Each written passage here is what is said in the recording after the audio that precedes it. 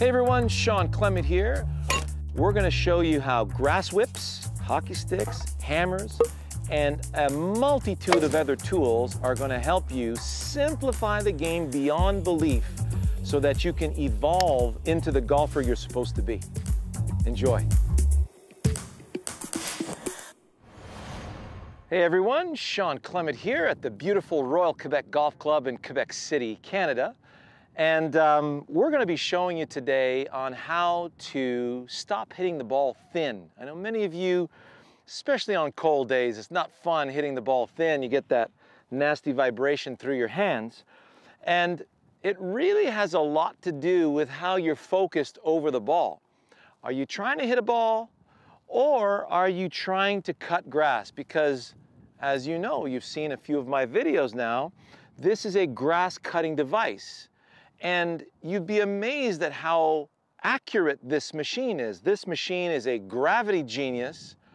By the way, you are not defective.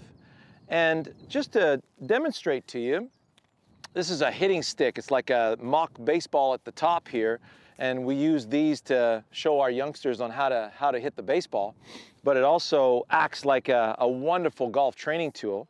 So let's say I wanted to, take the top off of this thing. So I want to take a karate chop and put it right below. No problem. Above. No problem. Into it. No problem. We're very accurate that way. Now, if your club, and it's really this simple, if your club is lying on the ground but your eyes are on the ball, well, the brain says, I got to come up to hit the ball, but I have to stay down to cut the grass. So if you look at, here's a nice grass whip. You've seen a grass whip before. Here's a grass whip that was adapted for golf. It's actually made in the same factory as the Bobby Grace putters. Wonderful tool, nice and sharp, and it's got a golf grip on it. So what I'm gonna do is I'm gonna focus on cutting grass with this tool. Did you hear that sound? Beautiful sound. Now, if I had a ball on a tee here, I'm gonna put this tee a little higher, and I wanted to cut through this tee with this grass whip. Well, you'd notice that if my eyes are on the grass between the leading edge of the club and the ball, and I'm cutting through grass, you see how I passed right clean under the ball, and the ball just drops to the ground. So if the sole of your club shaves grass at ground level, how are you going to hit it thin? It's impossible, right? So I'll put the tee nice and flush to the ground now. I always want to have a direction to cut my grass, so I'm cutting grass in that direction. And now all I'm going to do is I'm going to focus on that little strip of grass between the leading edge of the club and the ball. So my eyes are actually right there, and what my mind sees is the leading edge of the club cutting through that stem. Okay. So I see the stem in my mind, my eyes are on the grass now, and I'm going to cut through that stem in the direction of that intermediate point. And there you have it. So when I'm cutting through the stem, I take a nice divot. Now, let's say, here's another way of putting it.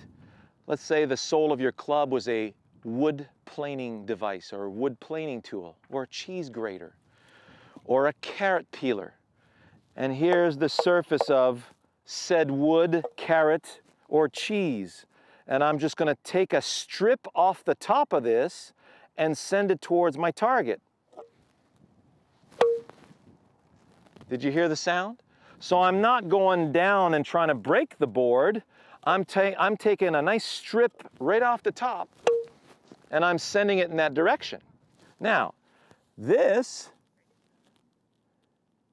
is like a bead of glue stuck to the wood. And my focus, again, is to take, my eyes are on the wood, I'm taking the sole of the club, and I'm going to shave a nice strip of wood in the direction of my target. Shaving wood, shaving wood. And look at that beautiful shot flying through the air, beautifully struck off the center of the club face. So my mind wasn't on the ball, my mind was on shaving wood in that direction. Now, what's the best way to shave wood or cut grass? you whip through it.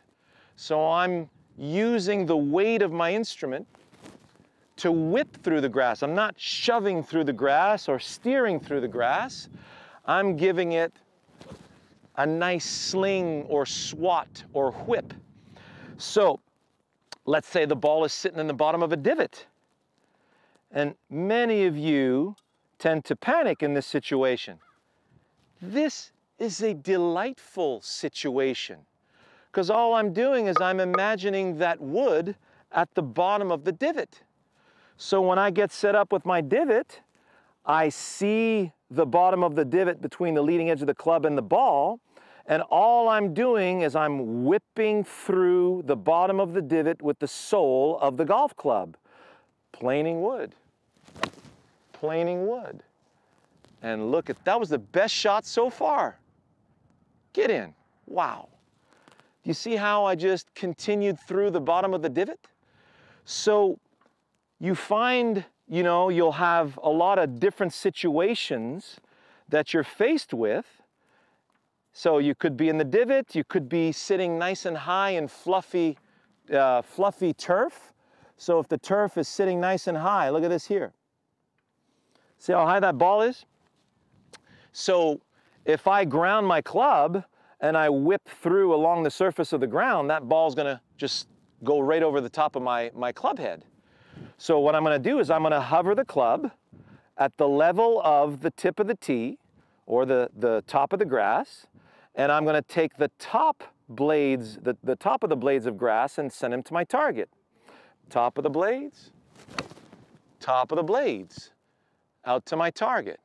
Nutted, right in the center of that club face, right over the flagstick again. Notice the tee is right there? Hasn't moved, because I'm just nipping through the tip of that tee in the direction of my target. So learn how to adapt the sole of the club to the different situations, and the contact is always going to be brilliantly in the center of that club face. Hope you enjoyed that. See you next time.